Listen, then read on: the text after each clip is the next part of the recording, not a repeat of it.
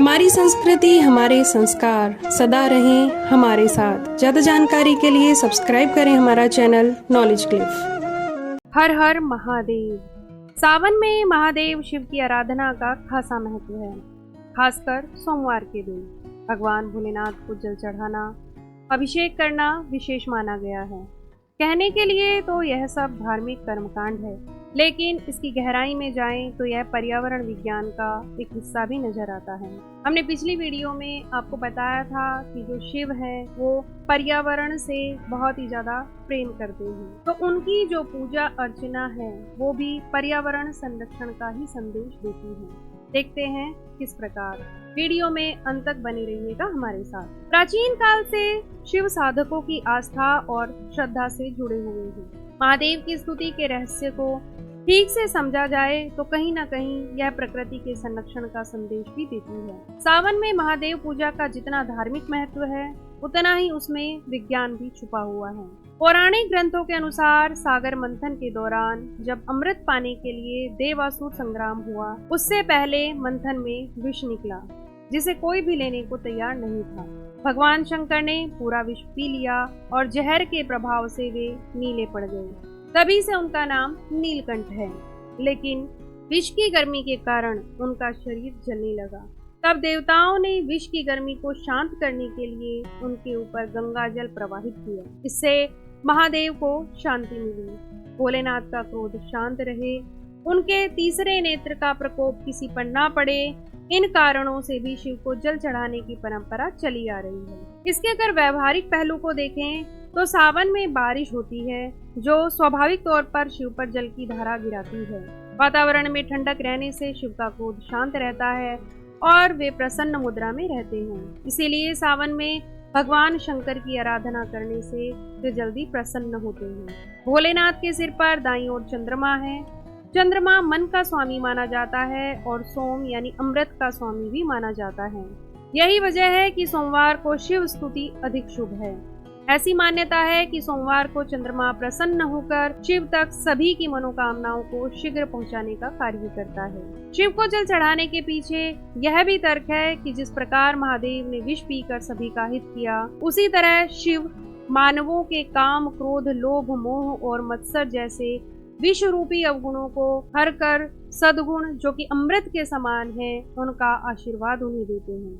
साथ ही इसके पीछे छिपा है वाटर हार्वेस्टिंग का संदेश। यदि जल चढ़ाने के रहस्य को समझा जाए तो पहले शिवालय खुले स्थानों पर बने रहते थे, नदी किनारे, गांव में पेड़ों के नीचे या फिर घरों के आंगन में। शायद तभी से यह भी मान्यता है कि शिवलिंग को घर के आंगन में रखना ज्यादा शुभ होता है। अब यदि इसके रहस्य पर जाएं तो शिवलिंग पर जल चढ़ाने से पानी शिवलिंग से बहता हुआ जमीन तक जाएगा।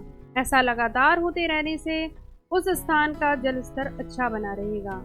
अब देखा जाए तो यह प्रक्रिया पूरी तरह जल संरक्षण के लिए वर्तमान में प्रयोग की जा रही वाटर हार्वेस्टिंग प्रक्रिया के समान है। वहीं पेड़ पौधे हैं शिव का प्रतीक। बात करते हैं इस बारे में तो भोलेनाथ ने समुद्र मंथन के दौरान हलाहल विष को पीकर सारी पृथ्वी और ब्रह्मांड को विष के प्रकोप से बचाया था। जैसा कि पुराणों में कहा गया है कि शिव की आराधना को प्रतीकात्मक करने की बात भी कही गई है। आज के समय में पेड़ पौधे भगवान शंकर की तरह विष यानी कार्बन डाइऑक्साइड पीने का कार्य कर रहे हैं और मानव जीवन के लिए अमृत के समान ऑक्सीजन को उत्सर्जित करते हैं। इसीलिए देखा जाए तो अधिक से अधिक पौधे लगाना शिव पूजा का ही एक हिस्सा है, जो हमारी प्रकृति व पर्यावरण को जहरीली गैसों, वायु प्रदूषण नुमा जहर से बचाते हैं। वहीं शिवलिंग मर्दन से होता है एक्यूप्रेशर।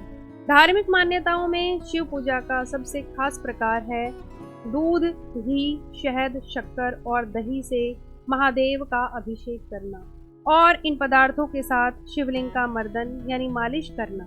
जानकारों की माने तो शिवलिंग मर्दन करने का भी एक उचित तरीका होता है। हाथ के पंजे की मध्यमा व अनामिका यानी बीच की दोनों उंगलियों को साथ में अंगूठे से गोमुखी जो नसें दबती हैं वो सीधे पिट्यूटरी ग्लैंड यानी जो हमारी ग्रंथि है पिट्यूटरी उसे एक्टिव करती हैं। इससे दिमाग तेज होता है, चेहरे पर चमक बनी रहती है और इसे ही धार्मिक दृष्टि के अनुसार तेज बना रहना भी कहते हैं। शिव पूजा के हर भाग में गूढ़ रहस्य छिपा हुआ है। जो भी धार्मिक मान्यता या परंपराएं हैं वे सामाजिक व्यवहारिक स्थितियों परिस्थितियों के अनुसार बनती और बदलती रहती हैं। धार्मिक ग्रंथों में जो बातें लिखी हैं वे सत्य हैं, लेकिन उनके पालन के तरीके हमेशा परिवर्तित होते हैं। शिव पूजा तो विज्ञान और प्रकृति संरक्षण से सीधे तौर पर जुड़ी है। महादेव की आराधना का हर भाग कहीं न कहीं कोई गूढ़ रहस्य समाहित किए हुए है। आज के समय में जो वायु प्रदूषण, जल संरक्षण की परेशानियां हैं, उनके लिए भी भोलेनाथ की पूजा अर्चना उसी के अनुसार संदेश देती है। धर्म में कही गई बातों को समाज, प्रकृति और मानव हितों में ही महत्व होता है।